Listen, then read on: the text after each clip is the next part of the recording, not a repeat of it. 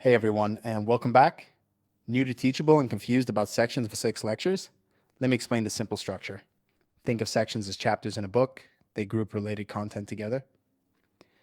For example, Module 1, Getting Started, or Week 1, the basics. Lectures are the actual lessons inside each section. This is where your video, PDF, or text content lives. To build your course, go to the Curriculum tab, click Add Section, and name it something clear like Introduction.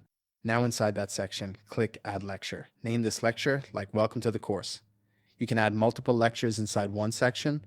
For example, section Module 1-inch could have lectures called What You'll Learn, the first step, and Quick Quiz. To reorder sections or lectures, just drag and drop them using the 6 dots icon on the left. Pro tip, keep sections to 5-10 lectures each. Too many and students feel overwhelmed. Too few and the course feels shallow, and that's it. Sections organize your big topics, and lectures deliver the actual lessons. If you're building a course, let me know how many sections you're planning in the comments. See you in the next one.